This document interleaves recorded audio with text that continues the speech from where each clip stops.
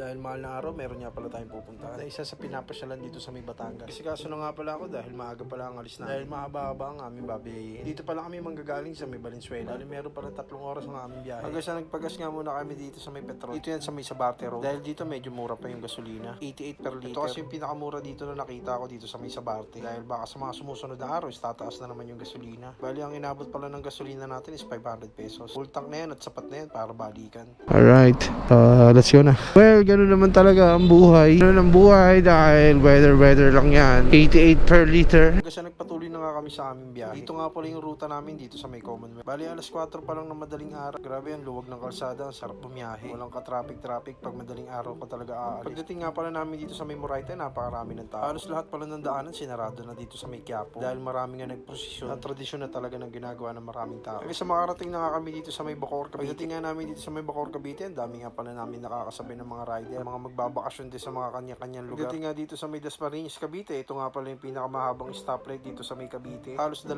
minuto ang tinatagal ng stop. Kaya yung iba, tamang kwentuhan lang muna habang naka-stop. Kung makikita nyo, napakaraming rider sa likuran na may mga kanya-kanyang pupuntahan. Hanggang sa nagpatuloy na nga tayo sa ating biyahe, napakaganda na nga ng kalsada at ang laki na rin na pinagbago dito sa lugar na to. Dahil nararamdaman ko na malapit na tayo sa may Tagaytay. Dahil dito pa lang mararamdaman mo na yung sobrang lamig. Nakakaala mo na para ka rin nasa Baguio pag nandito ka. Tapos napakaganda pa ng kalsada. Gusto nag-stop over nga muna kami para uminom ng tubig at magsikap. Dahil ilang kilometro na lang ang aming tatakbo. At hindi na rin kami nagtagal dahil anong oras na din para maaga tayo makarating sa pupuntahan. First time ko nga lang din pumunta dun sa pupuntahan ko kaya hindi ko pa alam kung ano ba itsura dun. Bali pagdating nga namin dito sa may Tagaytay, nararamdaman ko talaga na mas matindi pa yung lamig. Tapos ganito pa yung itsura, makikita mo na napakaganda. Na isa sa mga magagandang puntahan dito talaga yan sa may Tagaytay. Hanggang sa narating na nga namin itong lugar na pupuntahan natin. Ito nga pala yung unang bubungan sa inyo. Itong maladisyertong daanan at masukal na daan. Kaya kailangan pagdadaan ka dito, doble ingat. Dahil konting pagkakamali mo lang, pwede ka malaglag sa ilog. Pero kahit ganun pa man, napakaganda ng ilog dito. Kung makikita mo is napakaganda ng tubig at napakalinaw. Hanggang sa malapit na nga natin marating yung pupuntahan natin, dito pala makikita mo na napakaraming tao at namamasyal. Dito pwede ka na mag-parking dahil maraming pwedeng pagpilian na pwedeng pwestuhan. Meron nga pala ditong Only Coffee kung saan ka pwede mag-parking. Depende yan sa'yo kung saan mo gusto. Hanggang sa nakapag-parking na nga pala kami dahil ang bayad pala ng parking is 20 pesos. Pagdating mo naman dito sa loob, ito nga pala yung bubungad sa'yo. Itong mga pwede mong bilhin dito, yung mga pampasalubong. Hanggang sa narating na nga namin itong arko ng Simbahang Bato kung saan maraming pumupunta at dinadayo.